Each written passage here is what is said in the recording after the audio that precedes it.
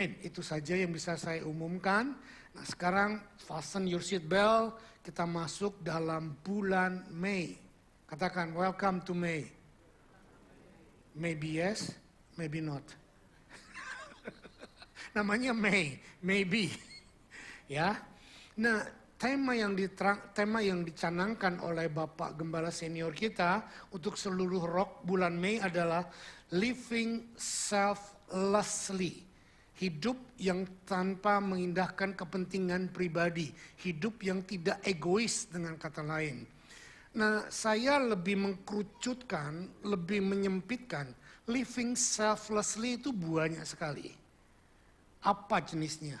Nah, sekarang saya lebih menciutkan living selflessly dengan hidup di dalam kasih.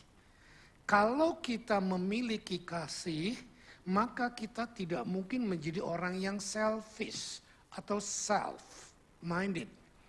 Dan juga kalau kita memiliki kasih dari Tuhan, tidak mungkin ada kebencian, tidak mungkin ada sakit hati, tidak mungkin ada dendam, karena dua kubu ini tidak bisa duduk bersamaan. Nanti kita akan bahas lebih dalam. Sekarang saya akan masuk lebih dulu ke pendahuluan. Saudara yang dikasihi Tuhan, kata cinta atau kasih ini merupakan tema yang sangat-sangat luas dan sangat-sangat luar biasa. Sampai almarhum Titi Puspa pernah menyanyikan lagu yang sangat terkenal, Jatuh Cinta berjuta rasanya. Dari jauh, dari dekat, di bantal, di spray, aku lihat wajahmu. Itu saya tambahin sendiri. Nah, tema cinta membuat orang terinspirasi untuk membuat puisi, untuk membuat lagu, untuk membuat buku, bahkan untuk berkorban. Kisah cinta terkenal seluruh dunia. Siapa yang tahu? Nah, kan Romeo dan Juliet. Orang China punya tokoh siapa? Sampek Engtai. Di Indonesia siapa? Sikabayan Sapakota, bukan. Ramayana dan Dewi Sinta itu India, bukan Indonesia. Siti Nurbaya bukan kisah cinta. Wah, salah didikan. Salah baca buku Siti Nurbaya. Nah, Gali dan Ratna. Ya. Banyak lagi di mana-mana. Bahkan ada banyak building atau istana atau bangunan yang sangat megah, sangat mewah dan bersejarah adalah bukti dari cinta seseorang kepada orang yang dicintainya. Di India ada istana yang sangat terkenal apa? Nah, pinter. Taj Mahal. Sudah di Taj Mahal pula. Itu adalah bukti dari kasih seorang raja kepada permaisurinya sehingga dia membangun sebuah istana namanya Taj Mahal. Dan siapa tahu cerita di Indonesia, Candi Prambanan dibangun oleh Pronocitro dan Roro Mendut untuk juga menunjukkan kasih dan cinta mereka. Nah, saya bisa terus tidak berhenti sampai kapanpun tema cinta ini dari zaman dahulu kala saya belum lahir sampai nanti saya sudah mati tidak akan pernah berhenti orang mengulik masalah cinta. Film-film terkenal, film-film hebat juga cinta yang dibahasnya. Banyak sekali. Tapi kalau kita lihat setting up dari semua cerita cinta ini, mereka salah menerjemahkan kata cinta. Karena mereka membuat definisi cinta sesuai dengan apa yang mereka lihat, mereka dengar, dan mereka feeling, rasakan. Nah, apakah demikian kasih yang Alkitab maksudkan? Nah, untuk sekedar membuat wawasan kita lebih luas, Alkitab dibahas dalam dua bahasa, Hebrew dan Greek, Ibrani dan Yunani. Nah, kata cinta di dalam perbendaharaan kata Yunani, ini mereka bagi dalam 4 kategori. Siapa ingat? Kasih agape adalah kasih Tuhan. Yang kedua, kasih filio. Kasih antara anak dan orang tua, kekeluargaan. Yang ketiga, kasih storge, kasih sesama manusia. Yang keempat, kasih antara pria dengan wanita atau eros. Nah, karena kita kurang mengerti perbendaharaan ini, sometimes kita bagi ini juga dalam kekristenan, dalam Alkitab, ada 4 kategori kasih ini. Which is, saya pun baru belajar dari anak saya, dia berkata secara biblical tidak demikian. Karena secara biblical, agape, filio, storge, dan eros adalah bukti dari kasih Tuhan dalam satu kesatuan, tapi bisa muncul dalam 4 manifestasi ini. Contoh, kasih agape. Yohanes 3 ayat yang ke-16. Karena begitu besar kasih Allah akan dunia ini, sehingga ia telah mengaruniakan anaknya yang tunggal, supaya setiap orang yang percaya kepadanya tidak binasa, melainkan beroleh hidup yang kekal. Karena begitu besar kasih Allah kepada isi dunia ini adalah kasih Allah agape, filio, storge, dan eros. Kok Pak kasih Tuhan bisa eros? Contoh, Tuhan mengambil pribadinya sebagai mempelai pria. Ini adalah menunjukkan bahwa dia ingin intim kita seperti suami istri. Dan gambaran kasih suami istri atau pria dengan wanita adalah eros. Don't misunderstand me, saudara berkata, oh Tuhan punya nafsu seks. Enggak. Cuman dilihat dari fungsinya bahwa dia menempatkan dirinya sebagai pria, kita sebagai mempelai wanita. Yang kedua, Tuhan menempatkan dirinya kasih sesama. Nanti kita akan lihat dalam Yohanes bahwa Tuhan pun meminta bahwa kamu harus mengasihi orang sesuai dengan kasih yang aku berikan kepadamu. Lalu kasih keluarga, Tuhan bersikap sebagai Bapa. Tuhan berkata, akulah Bapakmu, aku yang mengasihimu, aku yang provide dan menyiapkan segalanya. Jadi kalau saudara membaca kasih Allah dalam konteks perjanjian baru, ini bisa mencakup seluruhnya. Agape, filio, storge, dan eros. Nangkap? Jadi jangan dibagi-bagi lagi. Dulu saya membagi-baginya. Ada jenis kasih Tuhan yang agape, ada jenis kasih Tuhan yang filio, ada jenis kasih Tuhan yang storge, ada jenis kasih Tuhan yang eros. Tapi ini bisa termanifestasi sesuai dengan tujuan Tuhan kepada siapa dan untuk apa dia menyatakan kasihnya. Oke. Saudara nggak perlu belajar teologi terlalu dalam, tetapi ini akan membuat saudara mengerti bagaimana panjang dan lebar, tinggi dan dalamnya kasih Tuhan kepada kita. Nah, sekarang kita belajar bagaimana sih kita mungkin mengasihi Tuhan. Karena satu prinsip, mengasihi adalah perintah Tuhan. Makanya tadi saya bilang tidak mungkin kalau kita melakukan perintah Tuhan untuk mengasihi, tetapi kita benci suami kita, istri kita. Kita benci anak kita, kita benci orang-orang di gereja kita. Ada kepahitan, gak mau lihat mukanya dan lain sebagainya. Nah ini adalah kesalahkaprahan dalam kita melakukan selfless life. Yohanes 13 ayat 34-35 berkata, aku memberikan perintah baru kepada kamu, yaitu supaya kamu saling mengasihi.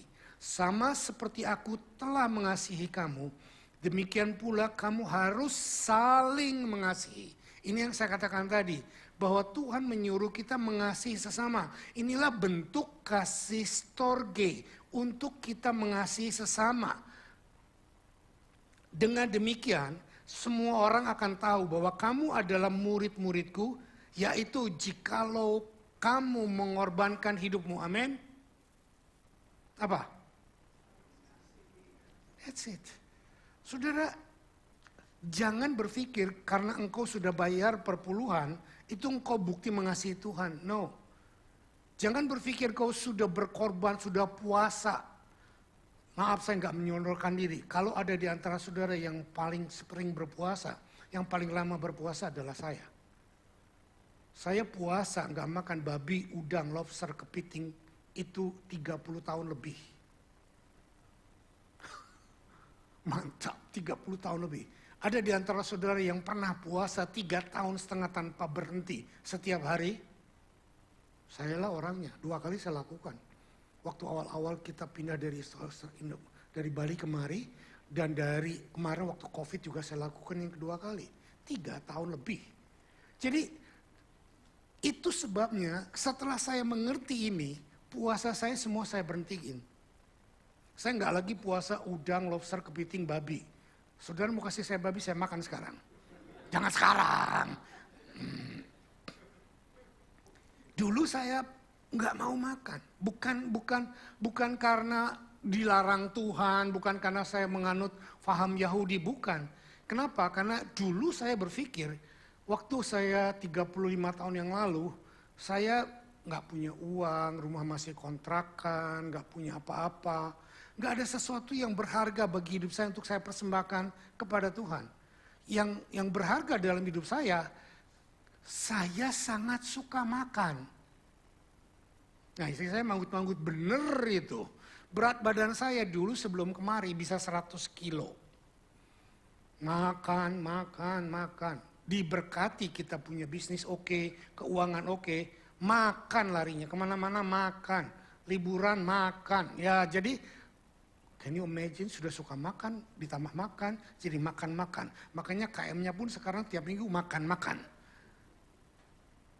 Tuhan itu selalu baik mempertemukan kita dengan yang sejenis. Ya, saya suka makan, ketemu anggota KM suka makan. Ya, jadi cocok and klop gitu loh. Jadi lihat,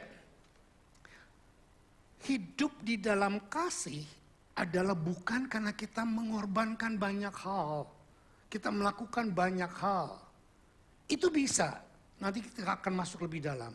Tapi hidup di dalam kasih adalah dengan demikian semua orang tahu bahwa kamu telah menjadi murid-muridku jikalau kamu saling mengasihi. Saudara murid Tuhan atau bukan murid Tuhan, bukan diukur berapa seringnya ke gereja. Yang ke gereja sebulan sekali berkata, aduh puji Tuhan aku gak salah. Saudara, bukan itu maksud saya. Saudara bisa tiap minggu bahkan tiap hari datang ke gereja. Tapi itu gak digerakkan oleh kasih. Di depan Tuhan nothing, di depan gembalamu kok disebut Tuhan. Bukan Tuhan, disebut Mr. atau Mrs. Maha Hadir. Tahu Maha Hadir? Acara apapun datang gak pernah ketinggalan. Ada nongol 2 malam ada, 2 pagi ada, 2 puasa ada, 2 semesta ada, 2 subuh ada. Segala macam doa dia ada. Tapi bagian pelajaran firman gak ada. Di sini gak ada. Saudara, dengan mengasihi. Coba suami istri. Kita sering berkata, istri suami adalah orang yang paling kita kasihi. That's true. Tapi juga sebaliknya, istri atau suami adalah orang yang paling sering menggesek kita. Kalau kita sering digesek dengan perkataan, dengan sikap, lama-lama kasihnya menjadi kurang. Dan akibatnya timbul friksi dan timbul masalah-masalah. Tapi kalau kita punya kasih Tuhan, kita akan lihat dari different perspektif. Nah, Tuhan berkata, kasihi sesama. Ini perintah, berarti mengasihi. Kalau kita bilang kita mengasihi orang, menginjili orang, tetapi kita tidak pernah mengasihi, menginjili suami, istri, dan anak-anak kita, sangat munafik di hadapan Tuhan. Berapa banyak pendeta-pendeta hebat, luar biasa, gerejanya penuh, khotbahnya sangat diurapi, mujizat terjadi. Tapi anaknya berontak. Anaknya tidak pernah datang ke gereja. Anaknya malah melakukan dosa dengan cara yang sewenang-wenang. Kenapa? Banyak sekali dikenal namanya PK, Preacher's Kids. Karena mereka mengasihi pekerjaannya. Mereka mengasihi pelayanannya. Melebihi daripada mereka mengasihi orang-orang yang di sekitarnya. Apa bedanya dengan orang dunia yang mengejar kesuksesan dengan account rumah tangga dan keluarga? Berapa banyak orang seperti itu? Sukses, luar biasa. Yang penting kan gua sediain duit, yang penting kan gua siapkan semua keperluan keluarga. Saudara dengar baik-baik. Persiapan keperluan keluarga tidak hanya uang. Ada banyak persiapan keluarga yang tidak bisa dibeli oleh uang. Yaitu kasih dan kehadiran saudara. Sebagai mama, sebagai papa yang akan menentukan arahan jalan hidup mereka. Kasih bisa diperintahkan. Inilah perintahku, yaitu supaya kamu saling mengasihi seperti aku telah mengasihi kamu. Seperti aku telah mengasihi kamu. Ini lebih berat lagi. Kita bukan cuma sekedar diperintah oleh Tuhan untuk mengasihi sesama dengan kasih kita, tidak. Coba baca ayat ini. 2, 3. Inilah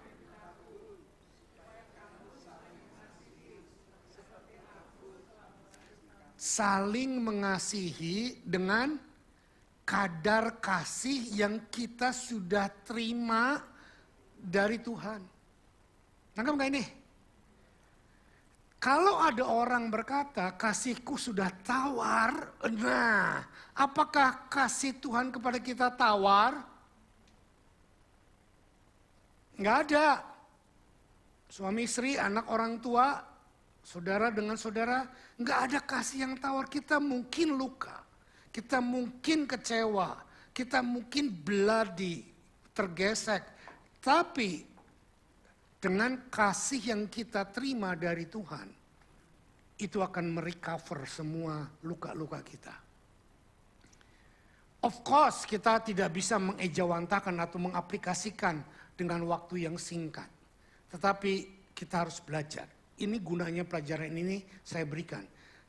Yohanes adalah rasul kasih yang sangat membahas soal kasih dengan banyak. Yuk kita baca statementnya berkata demikian. 2, 3. Pada waktu kita sudah punya kasih Tuhan, maka kita bisa melakukan kasih. Karena kasih bukan hanya satu dorongan impulsif saja, tetapi juga satu keputusan untuk melakukan tindakan yang nyata. Ada banyak orang berkata kasih itu harus didorong oleh perasaan dari dalam emosi yang meluap-luap.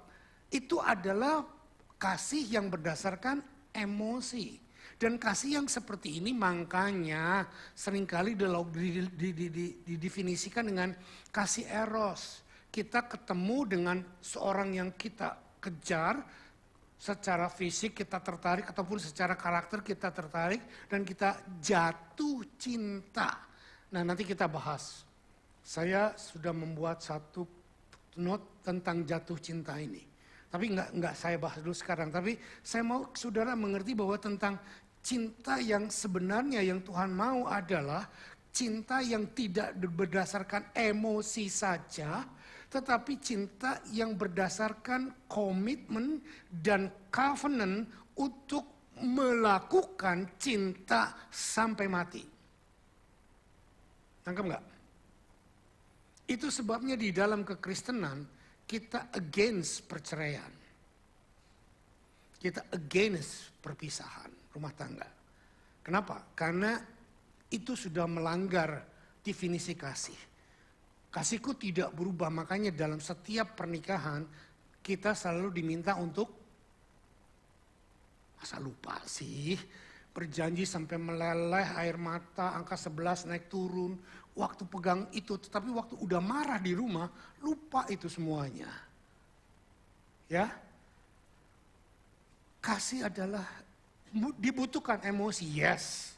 Tapi kalau emosi saja tidak akan tahan lama. Setelah kita mengalami getar-getar kasih, maka dibutuhkan komitmen kita untuk berkata, once for all, sekali untuk selamanya, aku tetap mengasihi. Amin. Yohanes 15 ayat 17 berkata, inilah perintahku kepadamu, kasihlah seorang akan yang lain. Coba lihat saya. Kasih adalah perintah Tuhan, betul? Kalau perintah Tuhan, Tuhan memberikan enggak kemampuan kepada kita untuk melakukannya? Yes. Kita mungkin kecewa, kita mungkin luka dengan gembala kita, dengan pemimpin kita, dengan orang-orang kita. Tapi karena kita punya kasih Tuhan dan Tuhan memerintahkan untuk kita mengasihi mereka yang melukai kita, kita bisa melakukannya. Karena ini perintah Tuhan, ada kemampuan supernatural, ada grace, ada macam-macam lah yang Tuhan siapkan buat kita. Untuk kita bisa bertindak sesuai dengan apa yang Tuhan perintahkan. Sesungguhnya hanya dengan mengasihi saudara dan saudari kita, barulah kita bisa membuktikan bahwa kita punya hubungan yang baik dengan Tuhan. Kalau suami istri hubungannya rusak, dia berkata, saya sangat dekat dengan Tuhan. I don't believe it. Wah, lihat dia diurapi. It's two different thing. Dengan kasih Tuhan dinyatakan lewat hidup orang itu, dengan pengalaman mujizat, nanti kita akan bahas lebih dalam. Ini yang jadi tumpang tindih. Bukti bahwa aku punya hubungan dekat dengan Tuhan, walaupun aku cerai dengan istriku. Lihat, bisnisku diberkati.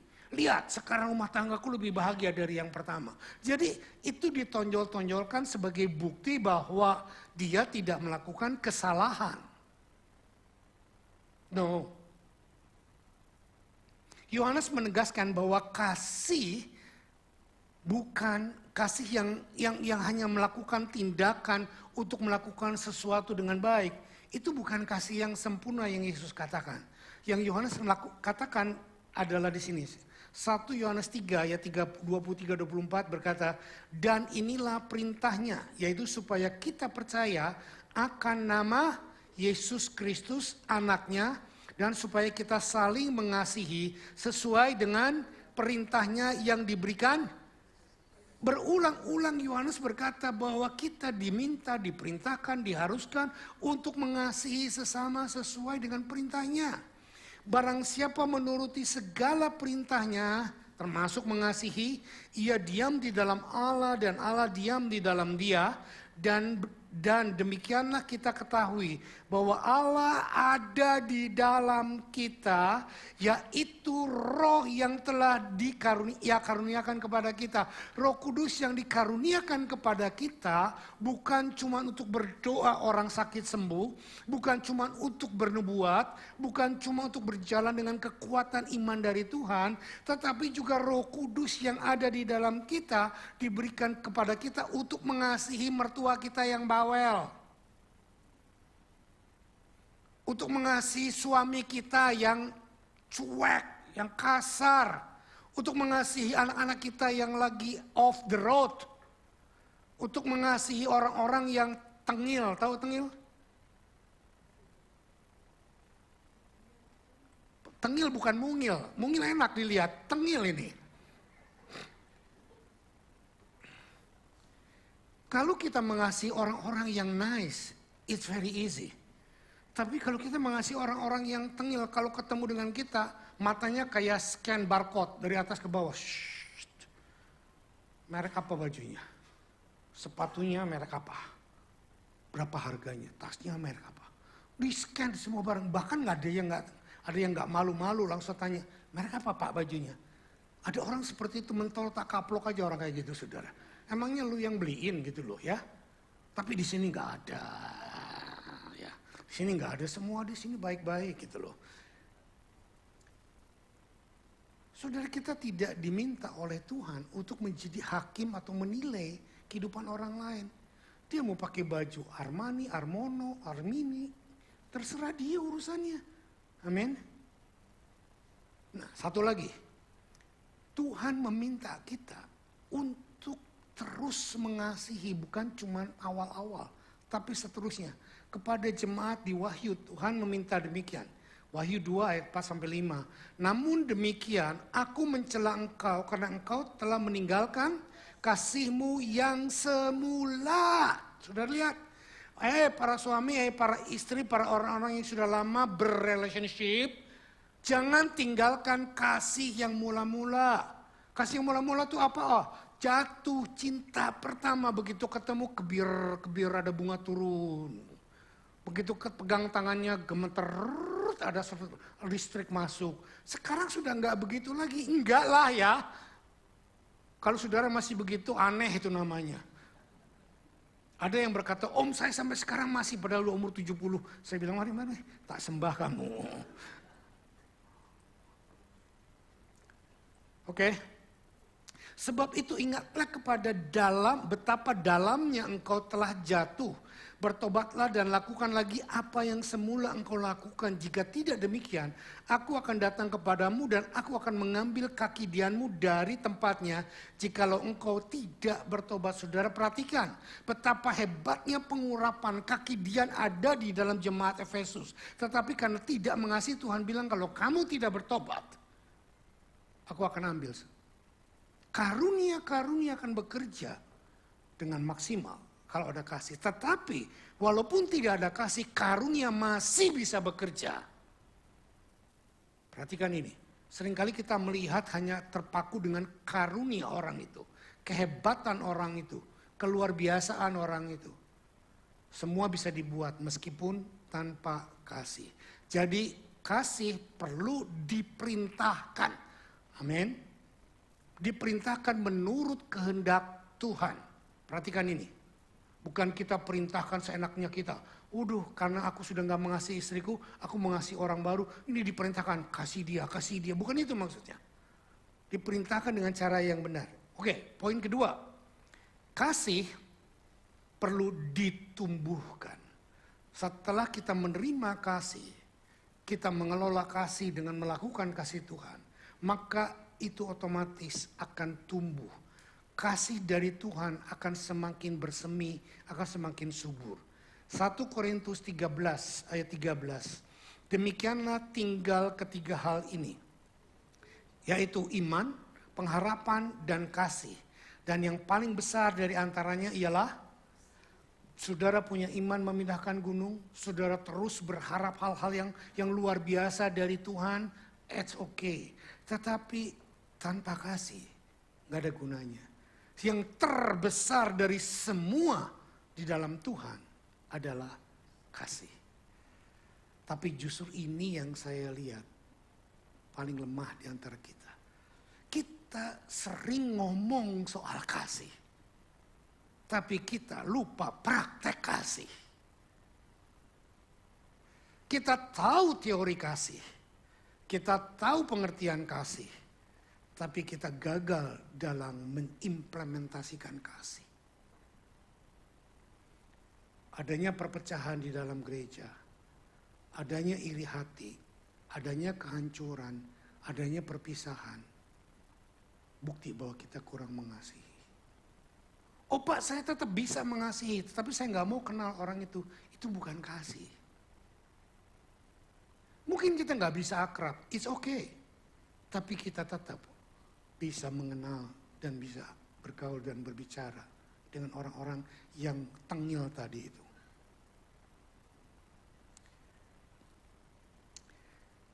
Paulus juga menulis dalam ayat berikutnya.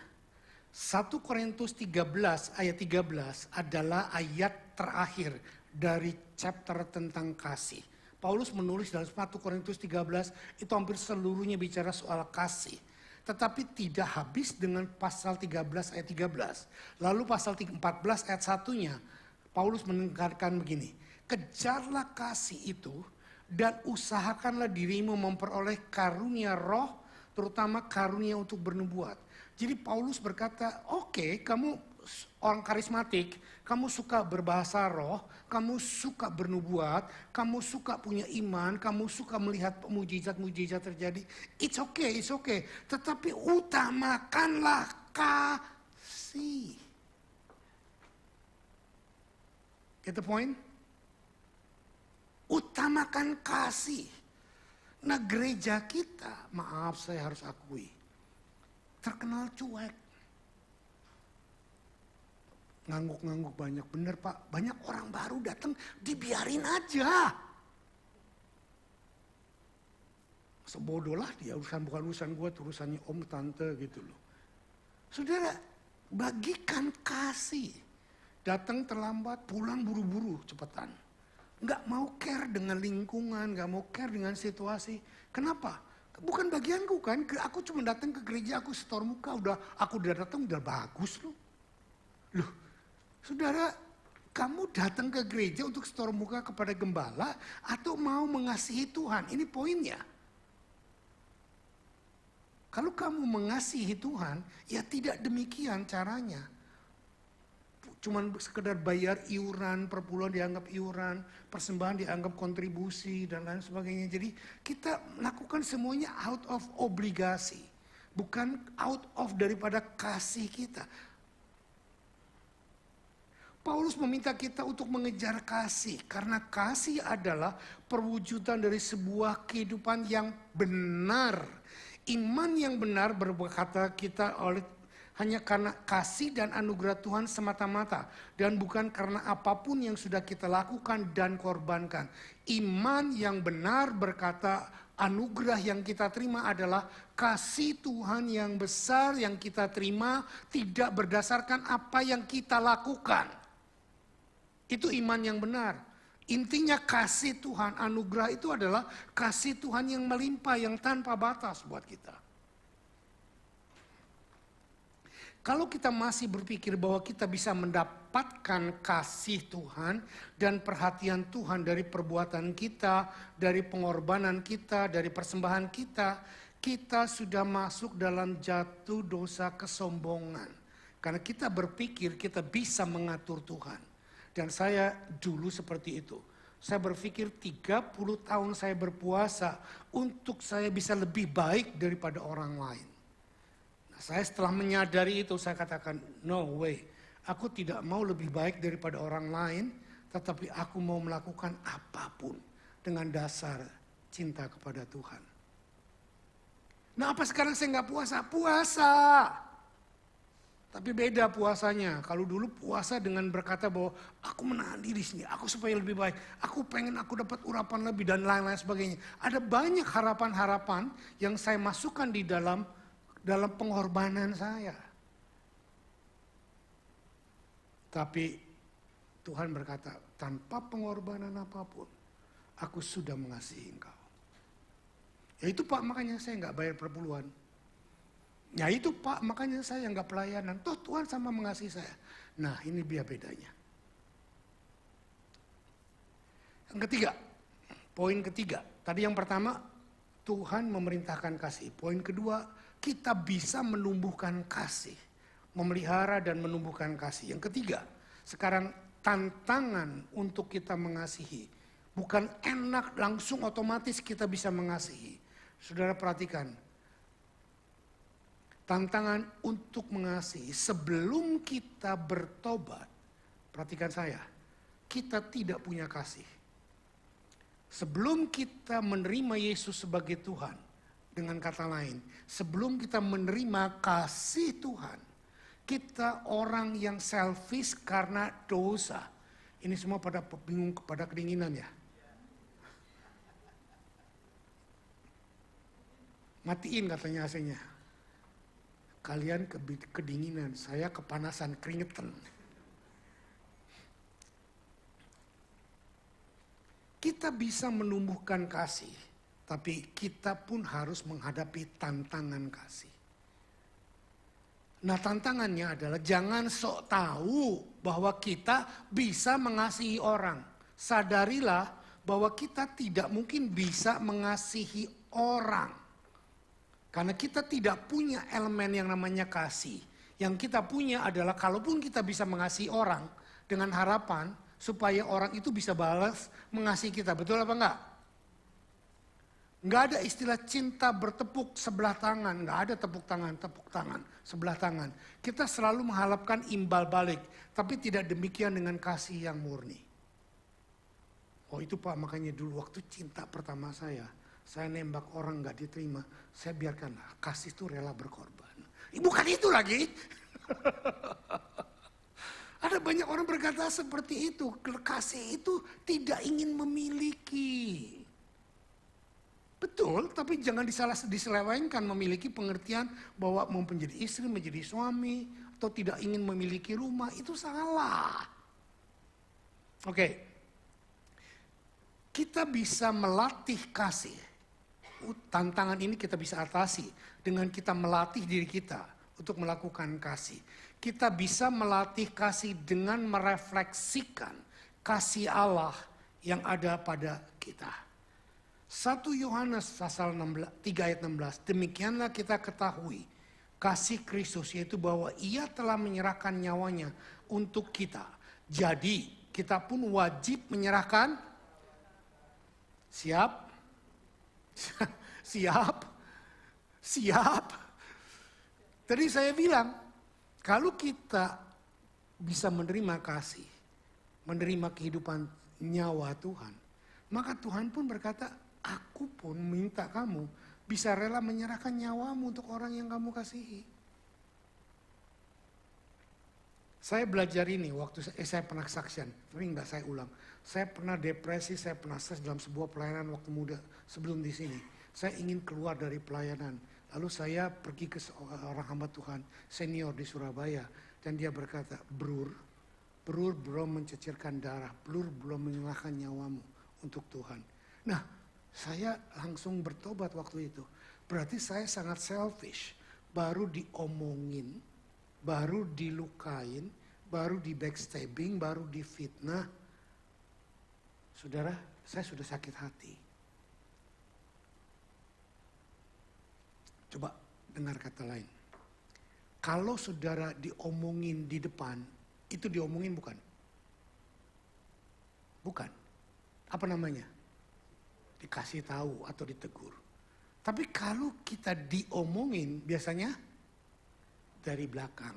Nggak ada omongin dari depan, betul? Nah saudara perhatikan, saya kasih satu resep yang sederhana aja. Kalau kita diomongin orang dari belakang, berarti orang itu ada di depan kita atau di belakang kita. Nah orang yang di belakang kita berarti lebih kurang dari kita. Lebih jelek dari kita. Lebih tidak mampu dari kita. Makanya dia ngomongin dari belakang. Who cares? Amin. Wah, Om nggak bisa gitu. Sakitnya tuh di sini, Om, bener bukan di sini. Tapi ingatlah bahwa kita diomongin dari belakang. Berarti orang itu ada di belakang kita. Kita nggak berjalan mundur kan? Kita jalan maju tinggalin. Ada istilah yang walaupun bukan Alkitab tapi boleh dipakai. Biarkan anjing menggonggong. Nah, pinter. Tapi mari kita lakukan bersama. Ya. Jadi merefleksikan kasih Allah pada kita. 1 Yohanes 3 ayat 16 jelas kita pun menyerahkan nyawa kita untuk saudara-saudara kita. Yuk kita baca, saya buat statement ini. 2, 3. Karena Yesus begitu mengasihi kita, maka Yesus dengan sukarela menyerahkan hidupnya bagi kita. Amin. Oke, next. Semua hampir terdapat dalam Yohanes karena Yohanes itu adalah rasul kasih. 1 Yohanes 4 ayat 11-12. Saudara-saudaraku yang kekasih, jikalau Allah sedemikian mengasihi kita, maka haruslah kita juga saling mengasihi. Tidak ada seorang pun yang pernah melihat Allah. Jika kita saling mengasihi, Allah tetap di dalam kita dan kasihnya. Amin. Waktu kita diomongin dari belakang, kita tetap mengasihi orang itu. Bahkan kita seret orang itu, jangan di belakang, ayo ke depan gitu. Iya kan? Orang itu akan lihat bahwa kita punya ya Tuhan. Amin.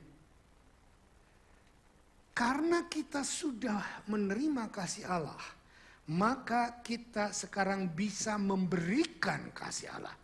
Walaupun kadarnya mungkin tidak sama. Kalau kasih Tuhan kadarnya 100%, kita belajar untuk memberikan mulai 10%, 25%. Makin lama makin maju seperti yang saya katakan, kita bisa menumbuhkan kasih Allah.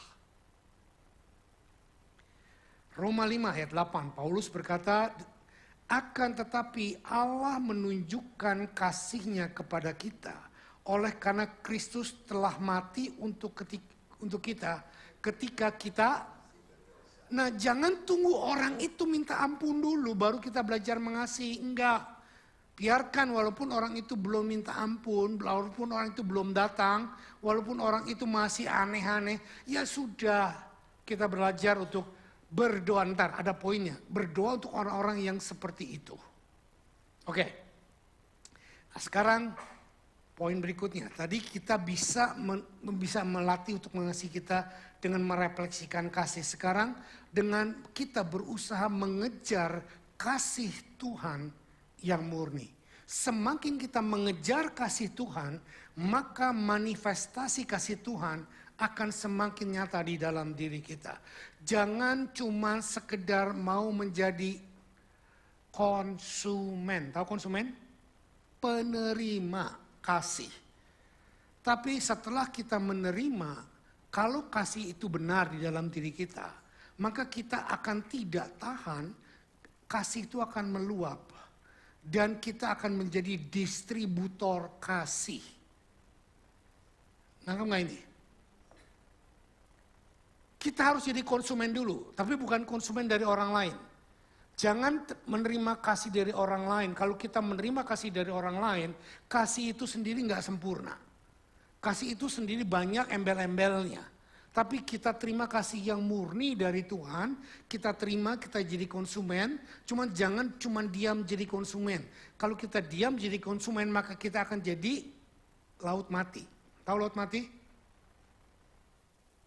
Yang pernah ke Israel pasti pernah ke laut mati. Saudara tahu? Dia tidak bisa mengalirkan air kemana-mana. Jadi dia terima air dari macam-macam sungai, tapi dia mandek di situ. Akibatnya apa? Tidak ada kehidupan di sana. Saudara, di laut mati nggak ada ikan, nggak ada ular, nggak ada belut, nggak ada apapun. Yang ada bakteri, bakteri yang untuk pembusukan, bakteri yang lain. Mineral-mineral banyak. Kalau saudara mandi di laut mati, nggak bau. Karena mengandung sulfur dan belerang yang tinggi. Itu bagus buat kulit. Orang-orang yang sakit kulit boleh mandi di situ, berendam di situ, sembuh. Dan banyak sekarang lumpur dari laut mati itu dibuat kosmetik. AHA. Dijual mahal. Saya nggak promosi. Cuman jangan kita menjadi laut mati. Kasih Tuhan, anugerah Tuhan, berkat Tuhan mandek cuma sampai di kita. Distribusikan kepada orang lain. Kejarlah kasih yang murni. Kasih Allah adalah oksigen. Itu apa sih? Yohanes 13. Belum. Saya masih sini. Kasih Allah adalah oksigen yang murni untuk kehidupan kekristenan kita. Kasih Allah adalah buah roh. Kasih Allah adalah pusat dari semua kehidupan Allah. Kasih Allah adalah sebuah pribadi Allah yang berupa manusia Yesus Kristus. Kasih Allah adalah fondasi untuk kita hidup dilingkupi oleh kuasanya yang ajaib. Karena begitu besar kasih Allah akan ganti dunia ini sama kita. Karena begitu besar kasih Allah akan kita, akan saya. Maka kita bisa mengasihi orang lain.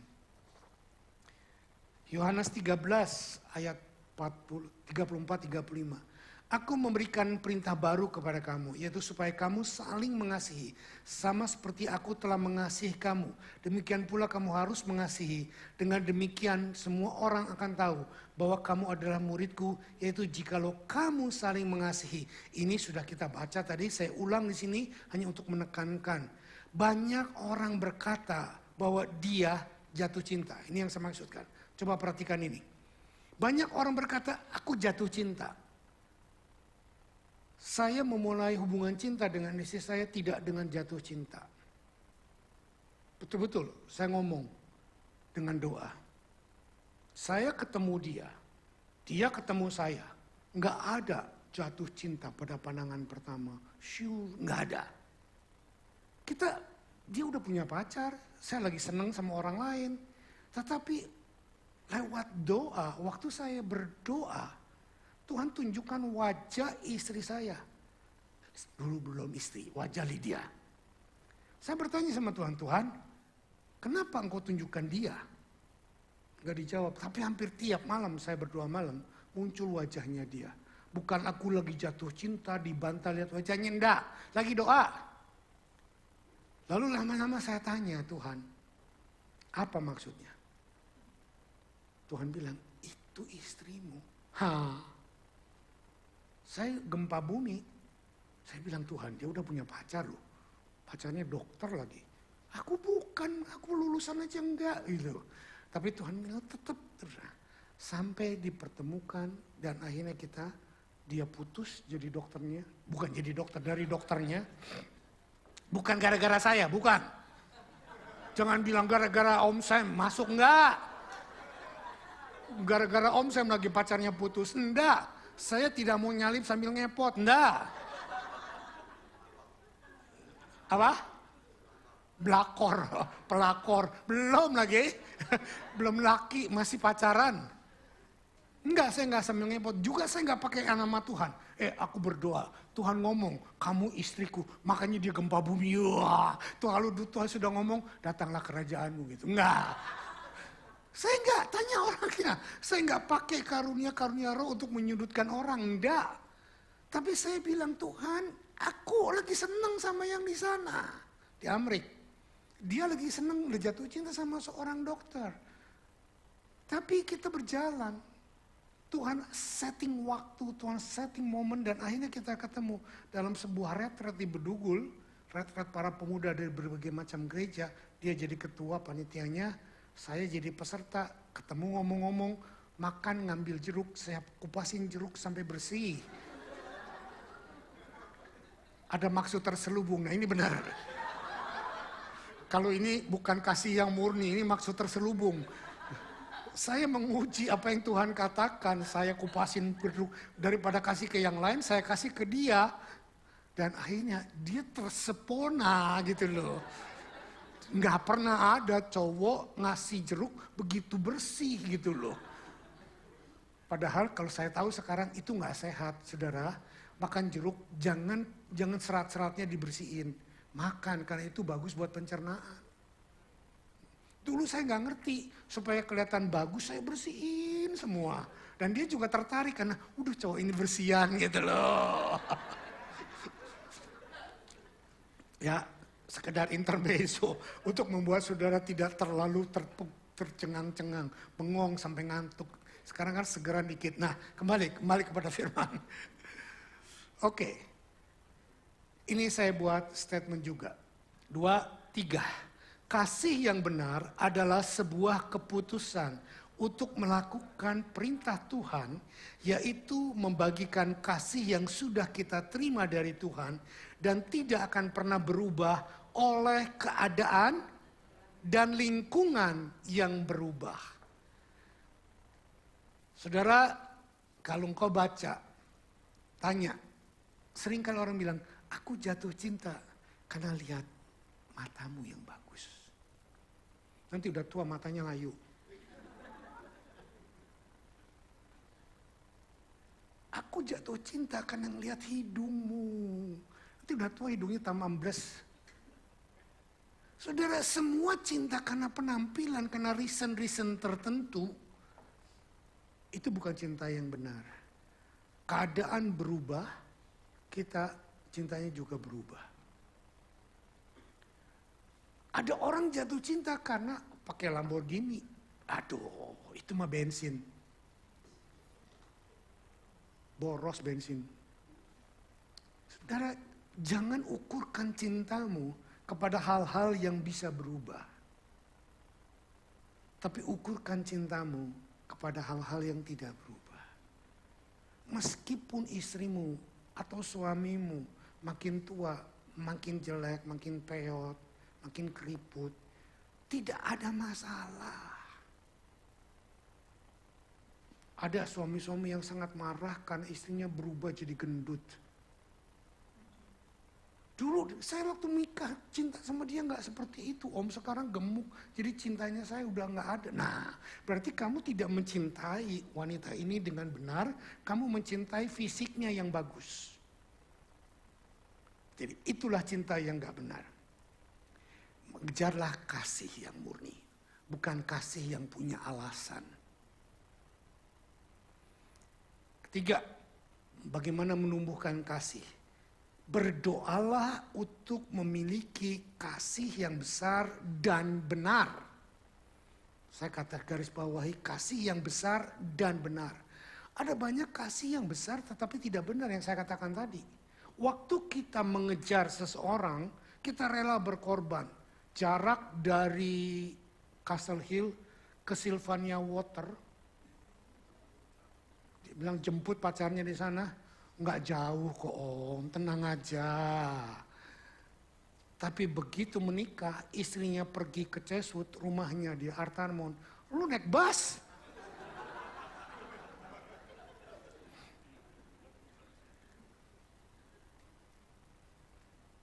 Saudara, waktu pacaran jalan dipegang, begitu kesandung ciduk, aduh kurang ajar nih batu ada di sini ya. Tapi begitu udah nikah, kesandung, ciduk, matamu di mana? Itu ada batu kok nggak kelihatan. Nah, saudara, bukan jenis kasih ini. Ada orang bilang cintanya tidak seindah warna aslinya. Mari kita jangan bermain-main dengan kata-kata cinta. Karena cinta yang seperti ini adalah cinta yang sangat rawan. Kayak statementnya, pada waktu kita berdoa untuk orang-orang, maka kuasa Tuhan akan memberikan kasih untuk orang-orang yang kita doakan. Suami, istri, anak, orang tua, doakan mereka. Pada waktu kita berdoa buat mereka, maka kuasa supernatural Tuhan akan turun, kuasa kasih anugerah Tuhan akan turun kepada kita untuk mengasihi istri kita, anak kita, suami kita, jemaat yang kita layani, orang-orang yang dekat dengan kita, apa adanya, bukan ada apanya. Nangkap? Doa adalah kuasa untuk kita merasakan kuasa Tuhan mengubah hidup kita, mengubah hati kita, untuk kita bisa mengasihi. Ada orang berkata, om bagaimana bisa berdoa untuk mertua? Om saya sebel banget melihat mertua saya. Nah inilah masalahnya. Tuhan tidak menyuruh saudara berdoa untuk orang yang saudara senangi. Berdoalah untuk semua orang, apalagi untuk kalau itu mertuamu, suamimu yang nyebelin, berdoa buat dia supaya saudara bukan bilang, Tuhan buat dia bertobat. Kalau enggak kutuk dia Tuhan, aduh bukan doa yang seperti itu. Tuhan buat dia bertobat, kalau dia nggak bertobat Tuhan kau ganjar, kau dia buat dia kecelakaan, kau buat dia jatuh. Ntar kalau dia kecelakaan sungguhan saudara nangis sendiri tahu nggak? Ada banyak suami-suami istri kalau dia lagi masih hidup, istrinya bilang suaminya gini jengkelin mulu. Laporan kepada saya tiap kali ketemu saya, suamiku begini, suamiku begitu. Satu kali suaminya meninggal. Begitu suaminya meninggal, dia bilang apa? Aduh, hidup sendiri susah, dulu ada suami, enak ini gini. Nah kan, kalau ditinggal baru ngerasain susah. Kalau ada, kelihatan jeleknya. Nah, doakan suami-suami istri-istri yang seperti ini. Doakan. Pada waktu kita berdoa untuk orang-orang, maka kuasa Tuhan akan memberikan kasih untuk orang-orang yang kita doakan. Oke, saya cepat tinggal 2 menit. Nah, saudara, ini harus dibaca. Karena dari ini saya akan membuat beberapa statement yang penting. 1 Korintus 13 ayat 1 sampai 3. Sekalipun aku dapat berkata-kata dengan semua bahasa manusia dan bahasa malaikat, tetapi jika aku tidak mempunyai kasih, aku sama dengan ogong yang berkumandang dan canang yang gemercing.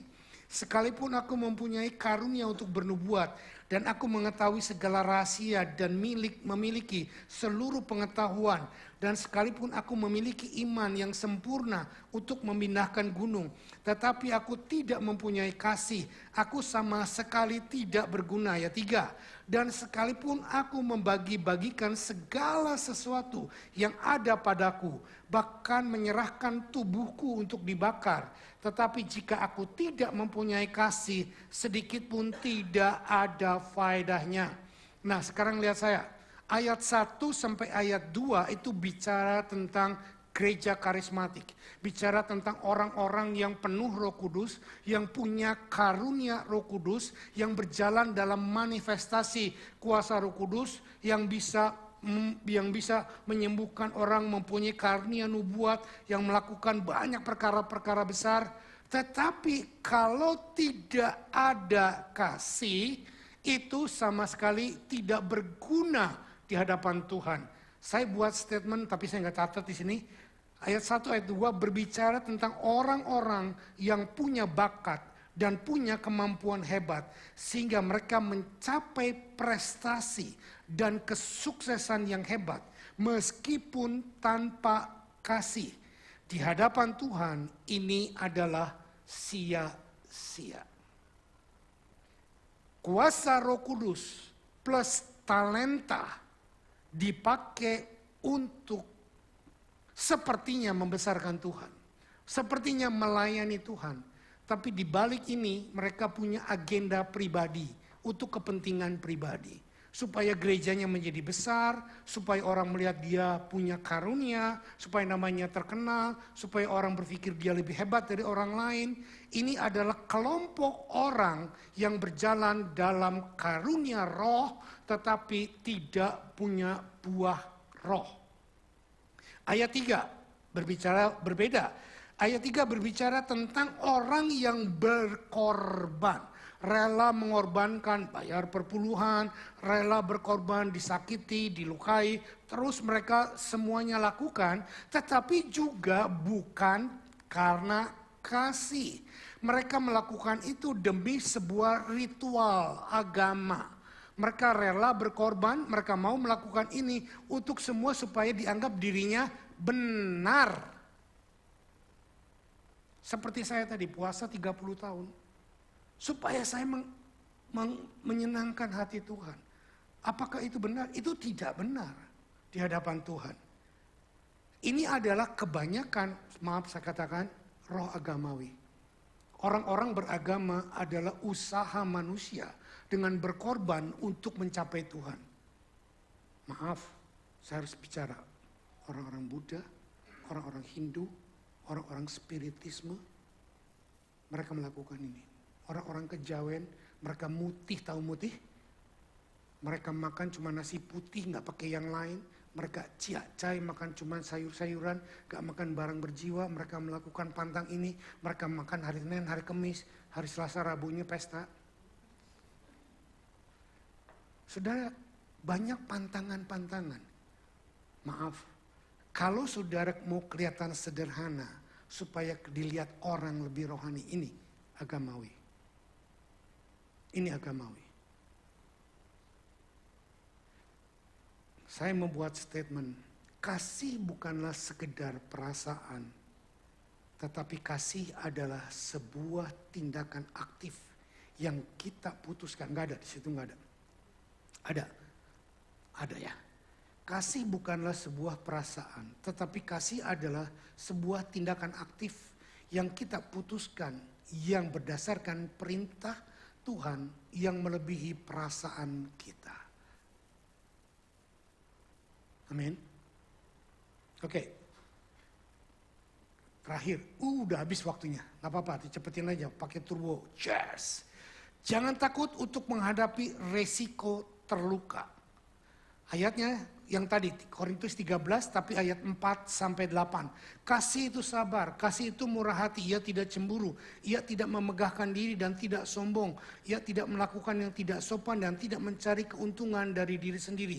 Ia tidak pemarah dan tidak menyimpan kesalahan orang lain, ia tidak bersuka cita karena ketidakadilan, tetapi karena kebenaran ia menutupi segala sesuatu, percaya segala sesuatu, mengharapkan segala sesuatu, sabar menanggung segala sesuatu, kasih tidak,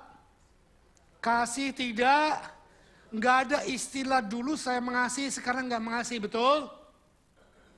Kasih tidak berkesudahan, nubuat akan berakhir, bahasa roh akan berhenti, pengetahuan akan lenyap, tapi kasih tidak berkesudahan, everlasting. Kejarlah kasih. Ayat 4 sampai 8 berbicara kepada kita tentang orang-orang yang mengalami perjumpaan pribadi dengan Tuhan Yesus Kristus. Ayat 1 sampai 2 bicara orang-orang yang menerima karunia dan bakat atau talenta dan mengelolanya dengan baik mencapai satu prestasi. Ayat keempat, orang yang mengerti bagaimana mau berkorban tetapi untuk kepentingan dirinya sendiri semuanya. Tapi ayat yang keempat sampai ke-8 ini bicara tentang tidak ada kepentingan pribadi tapi hanya menonjolkan apa yang Tuhan mau inginkan. Dan ini tidak mungkin terjadi kalau kita tidak menerima sebuah pribadi yang bernama Tuhan Yesus Kristus. Bukan cuma menerima dia, tapi mengizinkan kuasanya, mengizinkan anugerahnya, memproses kita, membuat kita bisa menampilkan untuk berbuat kasih, bukan sekedar show off, tetapi melakukan tindakan kasih. Nah, ada orang bilang, khususnya orang Chinese, berkata, Pak, saya mengasihi anak-anak, tetapi untuk mempraktikkan kasih, untuk memeluk, untuk mencium, untuk apa, itu rasanya susah. Banyak golongan-golongan culture tertentu yang sangat lemah dalam memanifestasikan kasih. Tapi ada banyak golongan-golongan yang lain sangat-sangat bagus dalam memanifestasikan kasih. Tetapi mereka kurang rela untuk berkorban di dalam kasih. Ini dua hal yang perlu kita jembatani. Nah, saya melihat ini dan saya mengutip satu ayat dari Amsal Salomo untuk mempraktekkan kasih setiap hari. Amin. Jangan cuma tahu kasih, jangan cuma tahu bahasa roh, jangan cuma tahu karunia roh, jangan cuma tahu berkorban, jangan cuma tahu bagaimana supaya kita punya karakter atau buah roh, tetapi mari kita praktekkan itu dalam kehidupan kita sehari-hari. Amsal 27 ayat 5, lebih baik teguran yang nyata-nyata daripada, Om saya mengasihi tapi saya nggak berani ngomong, ya salah. Kan dia tahu Om saya mengasihi dia. Bagaimana tahu dia bukan Tuhan? Ngomong kasih, tindakan kasih. Tapi juga jangan cuma ngomong dan tindakan kasih kalau ada maunya. Ini salah. Kasihi. Meskipun kita harus sacrifice dalam mengasihi. Ayat terakhir, benar terakhir ini ayatnya. 1 Korintus 16 ayat 13 sampai 14. 2, 3. Berjaga-jagalah, berdirilah dengan teguh dalam iman, bersikaplah sebagai laki-laki dan tetap kuat. Apa?